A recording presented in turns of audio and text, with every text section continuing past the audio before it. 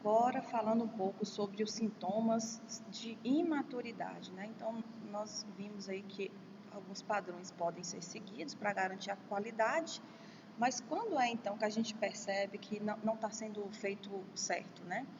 Então, quando os projetos não são definidos com clareza, né? A equipe não tem clareza sobre o que é o escopo do projeto, onde é que começa, onde é que termina, né? O trabalho, né? O que eles vão fazer e o produto que eles vão gerar, né? Então, é um sintoma de imaturidade. As pessoas não recebem o treinamento necessário, então elas vão utilizar tecnologias que às vezes não dominam e podem, né, levar mais tempo do que o necessário, terem maior dificuldade de entender aquele ambiente de desenvolvimento. Quando as ferramentas não ajudam realmente a resolver os problemas, né, tem empresas muito focadas, né, na questão da aquisição de ferramentas e acham que as ferramentas resolvem os problemas de engenharia de software da empresa, mas não ajuda se não for utilizada ou se não se adequar de fato às necessidades daquela empresa de desenvolvimento ou das situações que ela passa. Os procedimentos e padrões, quando existem, são definidos e seguidos de forma burocrática, né? Não dão valor e não se empenham em utilizar os padrões para garantir, né, e para controlar a qualidade do processo e do produto de software. Muitas organizações imaturas em software têm o hábito de assumir compromissos não realistas, né? Porque muitas vezes até pela falta de uma definição precisa do projeto, então fica complicado você estimar tempo, estimar custo, né? Então você pode passar para o cliente um prazo e um preço que não diz respeito à realidade, né? Pode ter prejuízo para a empresa, para a empresa que está desenvolvendo, ou pode estar colocando um preço muito acima do mercado e acabar ficando sem o cliente, né? Outras querem sinceramente obter maior realismo dos compromissos, mas desconhecem as técnicas de estimativa, né? Se você não tem qualificação também na gestão desses projetos, então você pode acabar sofrendo um pouco aí com essa falta de noção, né, de técnicas para estimar custo e prazo.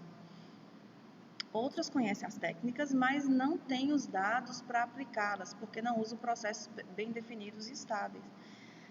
Se você até conhece as técnicas, mas não registra, não documenta o desempenho da equipe, né, quanto tempo a equipe utiliza para fazer determinados trabalhos e para servir de histórico, né? Então, as empresas de desenvolvimento, elas devem registrar, né, o desempenho que elas têm, né, para servir de histórico e proporcionar futuras estimativas. E também para perceber onde é que ocorrem os gargalos ali da empresa, né? Se é no back-end, se é no front-end, né? Se é mesmo na gestão. Então, onde é que está, né? Onde é que ocorrem os gargalos ali da empresa para que se busque uma melhor qualificação, treinamento e melhoria do desempenho da equipe, né? Da empresa como um todo. Então, motivação para a melhoria do processo, né?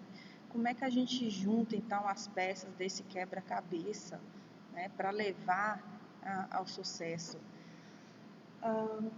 Vamos pensar, né, quais são os principais problemas. A questão de captar um requisito correto é 50 a 200 vezes mais barato que corrigi-lo durante a implementação ou em operação. Então, dessa informação dá para imaginar o quão, então, é complicado e custoso, né, trabalhar num requisito que foi mal definido.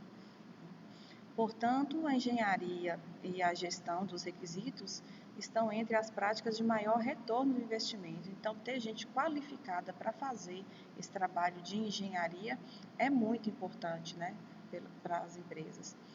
Fazer um desenho correto, né, pensando já no design, aí, naquele projeto técnico, né, no design da solução do problema, é 10 vezes mais barato que corrigi-lo durante os testes de aceitação, que é quando você já está lá instalando no ambiente do usuário, né? Portanto, o desenho tem forte impacto nos custos dos projetos, embora menos que a engenharia de requisitos, né?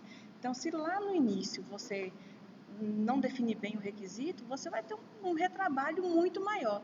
Mas ainda assim, na parte do design, pode ser que você, né, faça, né, cometa alguns erros, equívocos ali, e ainda tenha que ter um retrabalho, né?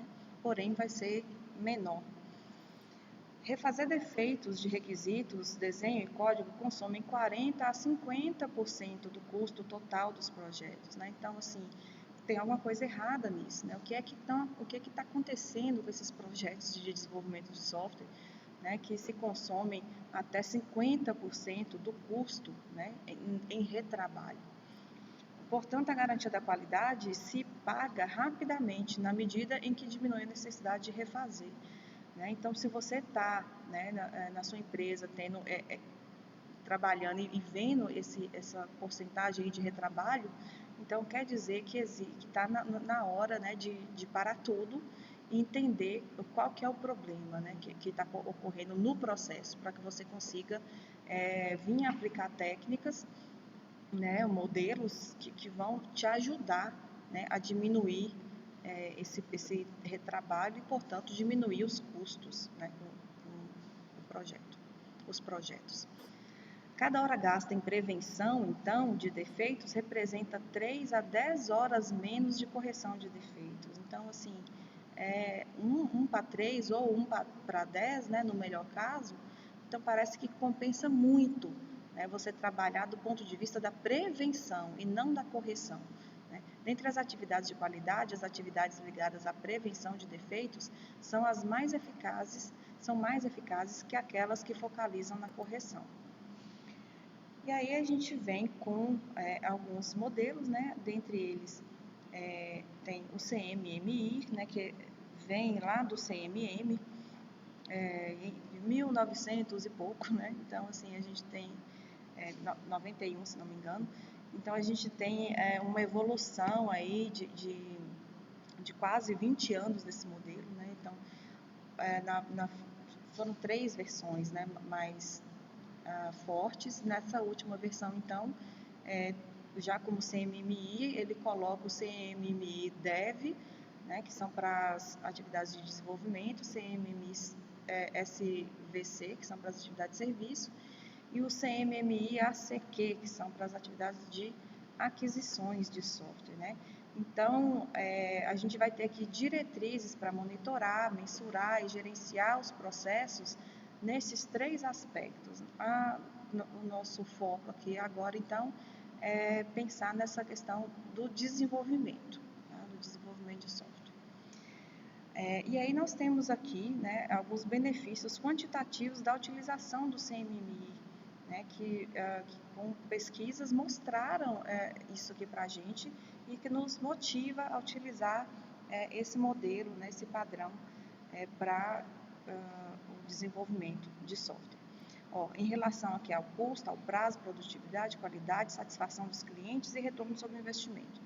Sobre o custo, a gente vê uma redução de 20%. Então, redução de 20% nos custos de unidades de software, de 15% nos custos de remoção de defeito, queda de 4,5% na taxa de overhead dos projetos, queda de 42% nos custos de retrabalho, olha que número, melhoria e estabilização dos índices de desempenho de custos. Então, assim, é impressionante, né, o que aplicar um modelo como o CMMI, né, para desenvolvimento de software pode trazer em relação à redução de custo. Né? E se você trabalha, você tem um custo menor, com certeza você pode cobrar um valor mais acessível, né, para os clientes e ser uma empresa mais competitiva no mercado. Em relação ao prazo, a gente vê que os projetos têm muito problema em relação a cumprir esses prazos, né? E aqui a gente vê uma melhoria de 37% quando se aplica esse modelo de CMMI. Né? O aumento percentual dos milestones atingidos com sucesso de 50% para aproximadamente 85%. Então, aqueles marcos, né, intermediários, principais ali do projeto, né, que costumava se atingir em torno de 50%, passa a se atingir com 75%, né, de chance. Então, realmente dá uma confiança de que você vai cumprir o cronograma muito melhor. Né? a redução do número médio de dias de atraso, aproximadamente 50 para menos de 10, a variação média do prazo realizado em relação ao previsto, reduzida de cerca de 130 dias para menos de 20 dias. Né? Então, é muito significativo o que a aplicação desse modelo pode trazer em relação também à questão do prazo. Né? E claro que a gente sabe que esses dois aspectos estão, né, muito interligados, né, e são diretamente proporcionais. Em relação à produtividade, a gente vê um aumento de 62%. Olha isso aqui em alguns exemplos. Aumento de 92% na quantidade de linhas de código por pessoa, né, pessoa por dia. Aumento de 100% no número de releases de software liberada por ano. Né? Então, a gente vê que se produz muito mais, né, se produz o dobro no número de liberações que você faz no ano. Né? Aumento de 50% na solução de requisições de mudança em relação ao plano. Né? E isso é interessante, importante, né? Porque nesse contexto de metodologias ágeis de desenvolvimento, a gente vê que se adequar, né, estar apto, né, a mudanças rápidas, isso é muito importante, né, nesse contexto também, nesse cenário mundial da economia, de que é tudo tão dinâmico, né, e de que tudo muda a todo tempo. Sobre qualidade, a gente vê um aumento de 50%, né? Atingimento de meta de 20 a mais ou menos 5 defeitos a cada 1000 linhas de código. Apenas 2% dos defeitos encontrados no sistema em produção. Redução de 7% da quantidade de requisições de mudança no ambiente de produção. Quer dizer, se a gente está fazendo de uma forma melhor, consequentemente, a gente vai ter menos requisições de mudança, né? Então, isso é muito interessante. A satisfação dos clientes, no aumento de 14%, aumento de 55% em comparação ao desempenho atingido, né, pelo CMM nível 2, e aumento de 10% em comparação ao desempenho atingido pelo CMM nível 5. Então, é muito interessante a gente aplicar, inclusive, né, vou mostrar para vocês, a estar subindo nesses níveis, né, e aumentando a satisfação do cliente. Sobre o retorno, sobre o investimento, retorno de 5 para 1 em relação às horas investidas em atividades de qualidade, retorno de 24 para 1 devido à sincronização de configuração de código entre as localidades distintas, aqui já citando organização no nível 5. Então, a gente realmente tem muitos benefícios, né, se pensar, se a gente trabalhar esse CMMI para o desenvolvimento de software. Aqui são os níveis, né, que começa lá desde o inicial, onde o processo é imprevisível, sem controle. Então, a empresa que está nesse nível 1 tem processos caóticos, né, assim, não tem processos definidos, não mede, não registra desempenho, então não tem muito controle sobre o que está sendo feito, como está sendo desenvolvido o software dentro da empresa. Quando a empresa passa aqui para o nível 2, né, ela é avaliada no nível 2, significa que ela tem um processo já disciplinado, né, já tem um modus operandi padrão, já tem uma forma de se fazer, onde se repete, né, se repete processos ali, formas de se fazer para tentar buscar uma certa padronização. No nível 3, já é bem definido, quer dizer, já passou por um aprendizado aqui, né, já se tentou fazer de algumas formas diferentes e se definiu uma forma interessante de se trabalhar dentro da empresa. Então, aqui o processo ele é consistente, padronizado, quer dizer, nós já sabemos como fazer, né, como fazer bem feito, já sabemos como fazer bem feito. Mas esse nível ainda se diferencia desse porque aqui ainda a gente não tem muito registro ou muito controle. A gente tem controle na medida da forma como a gente faz, mas a gente não tem medidas, né, sobre esse processo para conseguir ter uma otimização ainda. No nível gerenciado, então a gente já pensa assim, ó, eu consigo prever melhor as situações, eu consigo prever porque eu tenho controle. Então, nesse nível aqui, a empresa, ela registra o desempenho de cada funcionário, ela sabe onde está acontecendo os gargalos e ela trabalha para gerenciar isso daqui. Né? Eu já tenho previsão de onde é que eu vou ter problema nesse processo de desenvolvimento de software. Né? E isso é bem interessante. Então, quem é a empresa que já está no nível 4 já está, assim, né, beirando a perfeição, e melhor do que isso, a gente diz que ela entra no nível 5, quer dizer que ela está num processo aperfeiçoado continuamente. Então, quer dizer, ela já está aqui no nível de excelência, mas como os cenários mudam a todo tempo, né, e o mercado é dinâmico, há que se pensar em melhorias contínuas, né, em otimização que se adeque sempre ao mercado.